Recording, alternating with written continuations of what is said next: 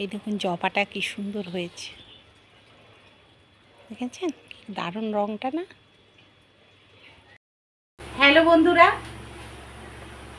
Good morning. এখনও 12টা যেহেতু বাজেনি, তাই জন্য গুড মর্নিংই বললাম, কারণ এখন বাজে 11টা 10-15 হয়ে গেছে ঘড়িতে। রান্না স্টার্ট করে দিয়েছি, অনেক কাজ এদিকের হয়ে গেছে। আর এদিকে রান্না থেকে একেবারে আপনাদের সঙ্গে শুরু করলাম। মানে আগে থাকতে কিছু করতে পারিনি, মানে একটু ব্যস্ত ছিলাম। খাওয়া দাওয়াও হয়ে গেছে। আজকে পেটাই পরোটা এনেছিল, পেটাই পরোটা খাওয়া হয়েছে। আর এখানে দেশি মুরগির মাংস এনেছে, এই যে এই যে এটা দেশি মুরগির মাংস এনেছে, এই যে দেখেছেন, এইটা হবে। আর এখানে পটল আলু দিয়ে একটা মানে তরকারি বসিয়ে দিয়েছি, আর পোস্ত ভাপা হবে। এখানে দেখুন, এখানে কিন্তু সবকিছু দিয়ে দিয়েছি, জিরে ধনে সবকিছু দেওয়া আছে। এইখানে শুধু এবার দেবো রসুন বাটা, আর এখানে দেবো আদা বাটা,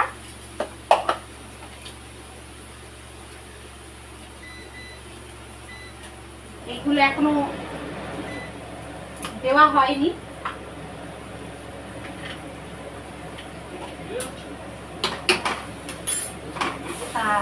এইখানে এইগুলো দিয়ে দিলাম।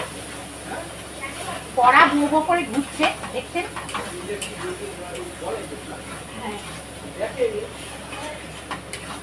আর এইখানে এখানে দেখুন একটু জল দিয়ে দেবো, যাতে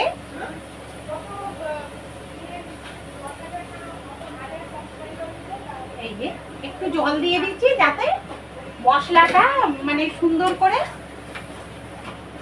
মানে হয়ে যায়। কি বলবো বলুন তো, এটাকে মানে সুন্দর করে মিশে যায়। শুকনো ড্রাই মশলা তো, ওই জন্য। আচ্ছা, এখানে নুন টুন দেওয়া হয়ে গেছে, এটাতে নুন মিষ্টি শুধু দিয়েছি। আর এবার দিয়ে দেবো লঙ্কা।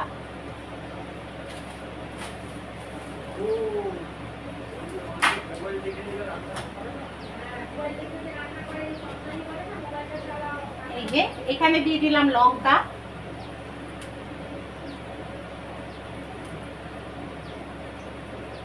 এখানে 4টে লঙ্কা দিয়ে দিলাম।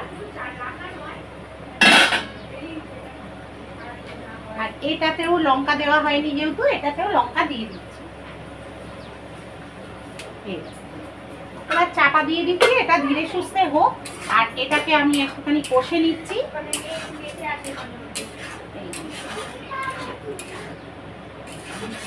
এটাকে কষে নিলাম, আর একটু কষা হবে, একটু বাড়িয়ে দিচ্ছি। একটু তেল ছাড়লে তারপরে মাংসটা দিয়ে দেবো। এখানে দেখুন টক দইটা দিয়ে দিলাম, আর মশলাটা কষবো, কষাও চলছে। আর টক দইটা দিয়ে দিলাম, এই টক দইটা ভালো করে এবারে এর সঙ্গে মিশিয়ে নিচ্ছি। নিয়ে একটু সামান্য জল দেব, তার আগে মাংসগুলো দিয়ে দেবো। এগুলো হচ্ছে দেশি মুরগি, তাই জন্যে এগুলো ভালো করে ছেড়ে দিলাম। আর এটা কিন্তু প্রেশার কুকারে হবে। আমি 3টে সিটি দিয়েছিলাম, তাতেই সুন্দর সেদ্ধ হয়ে গেছে। আর এটাকে ভালো করে এবার নাড়াচাড়া করে নিচ্ছি।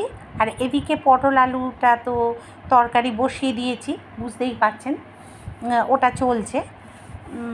আর এইদিকে ওই যে পটল আলু দেখুন তরকারিটা বসিয়েছি, এটা রাত্রিরের জন্য।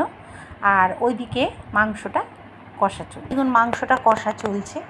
আর ওইদিকে তরকারিটা হয়ে গেছে, ওটা নামিয়ে দিয়ে ভাতটা চাপিয়ে দিয়েছি, কেন অনেকটা দেরি হয়ে গেছে, সেই জন্যে আর কি। আর এই দেখুন প্রেশার কুকারে মাংসটা দিয়ে দিচ্ছি। আমার হাতে ব্যথার জন্যে না ধরে যে করবো সেটা করতেও পারছি না। যাই হোক, সেটা দিয়ে দিলাম, দিয়ে আর প্রেশারে যতটা সম্ভব সিটিটা কম দেওয়ার চেষ্টা করব, কেন আগের বারে না জানেন তো মাংসটা একটু গোলের মতো গেছিলো, বুঝতে পারিনি, একটু বেশি সিটি দিয়ে ফেলেছিলাম। তা ওই জন্য আজকে কিন্তু 3টে সিটিই দেবো, দিয়ে আর মাংসটা দেখুন এই গাটাগুলো না পড়েছে, একটু মুছে নিলাম। আর একটু গরম জল মিশিয়ে দিলাম, পেঁয়াজের যে এটা ছিল ওটার মধ্যেই দিয়ে দিলাম মিশিয়ে মিক্সির বাটিটা। আর এখানে একটু গরম জল দিয়ে দিলাম, দিয়ে ভালো করে একটু নুনটা দেখে নিচ্ছি, দেখলাম একটু কম হয়েছে বলে আর একটু নুন দিয়ে দিলাম, দিয়ে আর এবার চাপা দিয়ে দেবো। এবার 3টে সিটি পড়বে, হয়ে যাবে। আর ওই দিকে দেখুন আমি পোস্ত ভাপা বসিয়েছি ওই দিকটায়, কারণ সেরকম খাবার আজকের জুৎসই কিছু হচ্ছিল না, শুধু মাংসটাই। আর শুধু মাংস দিয়ে এতগুলো লোক কী করে খাবে, ওই জন্য দেখুন একটুখানি পোস্ত ভাপা ওই দিকটায় বসিয়ে দিয়েছি। কাঁচা সর্ষের তেল আর হচ্ছে নুন আর কাঁচা লঙ্কা দিয়ে পোস্তটা প্রথমে বেটে নিয়েছি, নিয়ে আর এই জল দিয়ে বসিয়ে দিয়েছি। এখানে দেখুন ভাতটা হয়ে এসছে, আর মাংসটাও সিটি দেওয়া হয়ে গেছে, 3টে নামিয়ে দিয়েছি। আর এখানে দেখুন একটু ঢ্যাঁড়স দিয়ে পেঁয়াজ দিয়ে আর একটু পোস্ত রেখে দিয়েছিলাম, সেই পোস্তটা দিয়ে এটা করব সম্পূর্ণই দাদার জন্যই করছি, কারণ দাদা তো অন্য কিছু খেতে পাচ্ছেন না, ওই জন্যেই এটা করতে হচ্ছে।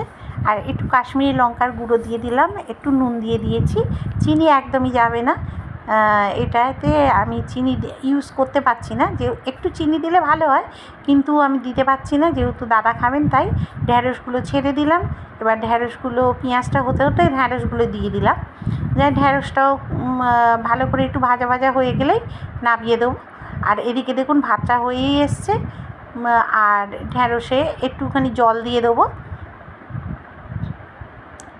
জলটা দিলে বেশ মশলাগুলো ঢুকে যাবে, মানে পোস্ত যেটা দিয়েছি সেটা আর কি ঢুকে যাবে, ঢুকলে একটু রসা রসা হবে, হলে নামিয়ে নেব। আর এদিকে ভাতটাও প্রায় শেষের দিকে হয়ে গেছে, এবার নামাবো। আর এদিকে পোস্তটা দিয়ে দিচ্ছি, দেখুন অল্পই ছিল যদিও বা, একটু মিশিয়ে নিলাম, নিয়ে আর এখানে দিয়ে দিলাম। আর এইগুলো তো বেরিয়ে যাবে বাইরে। আর এখানে দেখুন একটু জল দিয়ে এবার চাপা দিয়ে দেবো, ব্যাস হয়ে যাবে। এখানে দেখুন মাংসটা হয়ে গেছে আর সুন্দর সেদ্ধ হয়েছে, ওদিকে ভাত হয়ে গেছে। এদিকে কি কি রান্না হয়েছে দেখুন, ডিমের ডালনা, পোস্ত ভাপা আর ঢ্যাঁড়স পেঁয়াজ পোস্ত, আর এটা হচ্ছে পটল আলুর তরকারি, ওটা রাত্রিরের জন্য। আর এখানে হচ্ছে তারপরে দেখুন বন্ধুরা রান্নাঘরের কাজ সেরে রান্না সেরে চলে এলাম। এবার একটুখানি ইস্ত্রির যে মালগুলো সব এসছে, মাল বলতে খারাপ ভাববেন না, এগুলো হচ্ছে প্যান্ট জামা এইগুলো এসছে আর কি, সেগুলোকে গুছিয়ে ফেলছি।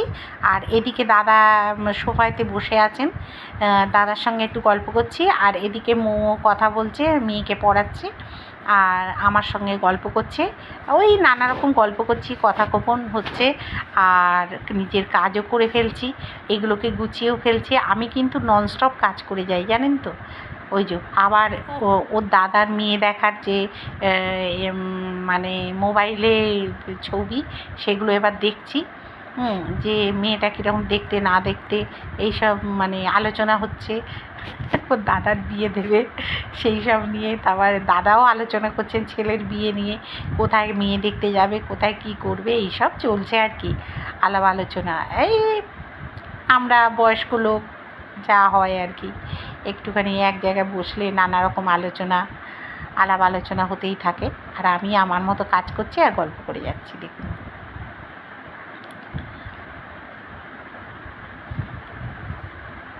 আর কি করব বন্ধুরা বলুন তো, এই সব নিয়েই সংসারটা চালিয়ে যাই, সবার সঙ্গেও তো হাসি ঠাট্টা করে চালাতে হবে।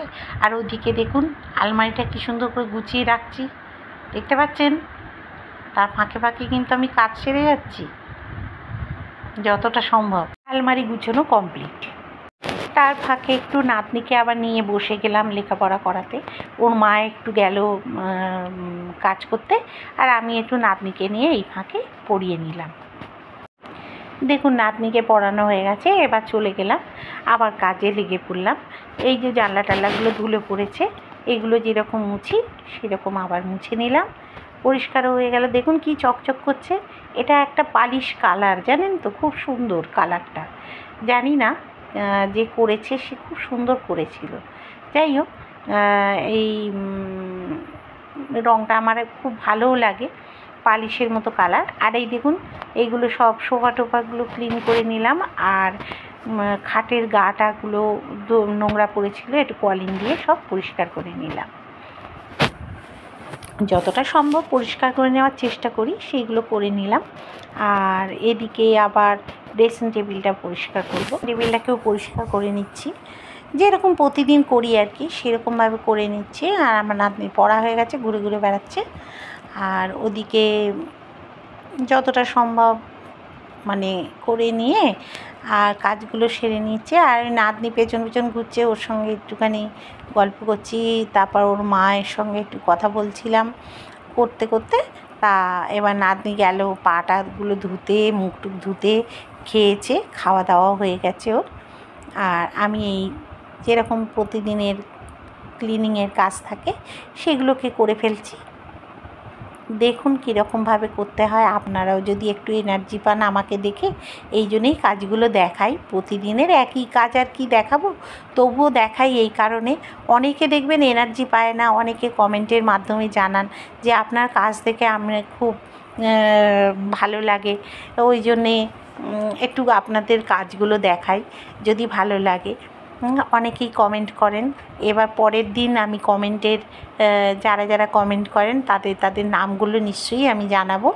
হ্যাঁ, আজকের আমি করে উঠতে পারিনি, পরের দিন থেকে আমি কমেন্টে জানিয়ে দেবো আপনাদের কারা কারা আমাকে কমেন্ট করেন।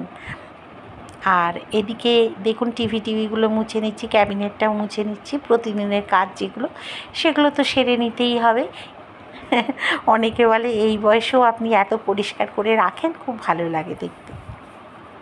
আবার চলে এলাম দেখুন ডাইনিংয়েও টিভিগুলো মুছে নিচ্ছি, ক্যাবিনেটগুলো পরিষ্কার করলাম, তারপর ফ্রিজটাকে কলিং দিয়ে পরিষ্কার করলাম। আমি দেখলাম কি বলুন তো, যাই হোমমেড ক্লিনার করি না কেন, মানে কলিনের মতো অত সুন্দর পরিষ্কার কিছুতেই হয় না। যতই করি না কেন দেখবেন একটা কলিন অন্য জিনিস, কলিনের বিকল্প হতেই পারে না। তা যাই হোক, আমি এটা দিয়ে ভালো করে পরিষ্কার করলাম। দেখলাম যে আমার হোমমেডের থেকেও হোমমেড ক্লিনার কী বলুন তো, রান্নাঘর পরিষ্কার করার দিক থেকে খুব ভালো, বা তেল ছিটে ওঠানোর দিক থেকে খুব ভালো। কিন্তু এই নিত্যদিনের যদি আপনি পরিষ্কার করতে চান, এই ফ্রিজ বলুন বা আয়না টায়না পরিষ্কার করা বলুন, আমি দেখেছি সবথেকে ভালো পরিষ্কার হয় কিন্তু কলিনে। হ্যাঁ, মানে যাই বলুন, এর কোনো বিকল্প হতেই পারে না। আর ওগুলো কি বলুন তো, রান্নাঘরে তেল ছিটে কালি তোলার জন্য ভালো। আপনারাই দেখুন না, এই কাঁচের টেবিলটায় আমি ওই দিয়ে ক্লিনার দিয়ে পরিষ্কার করছি, ওটা কিন্তু অত ভালো পরিষ্কার হয়নি। কিন্তু আমি যেই কলিন দিয়ে পরিষ্কার করলাম, দেখলাম আরও ঝাঁ চকচকে হয়ে গেল কাঁচটা। আর এইগুলো দেখুন আমি সবই কলিন দিয়েই পরিষ্কার করছি, এই ছবিগুলো। আর উঠতে সবই মানে পরিষ্কার করতেই উঠছি আমি, যতটা পাচ্ছি হাতের নাগালের মধ্যে যেটুকু থাকে আমি সেগুলোই পরিষ্কার করতে থাকি। ওপরের ঘরে দেখুন শোকেসগুলো আবার পরিষ্কার করতে চলে এলাম। হ্যাঁ, কাঁচের স্লাইডিংটা ছিল সেটাও পরিষ্কার করলাম। আবার এই শোকেসগুলো যেগুলো ওপরে থাকে, ওপরে একটা ফ্রিজও আছে আমাদের এইখানে, এটা নিরামিষ থাকে, এটাও আমরা পরিষ্কার করে নিলাম ভালো করে। দেখুন এটা হোমমেড ক্লিনারের থেকেও ভালো পরিষ্কারটা হলো, আমার তো বেশ ভালোই লাগলো, বেশ পরিষ্কারও হয়ে গেল। আর এখানে দেখুন না, সে মানে সব বর্ষার মানে বৃষ্টির জন্য সব ঝুলছে চারদিকে, কিছু মাইন্ড করবেন না, নিশ্চয়ই আপনাদেরও হচ্ছে।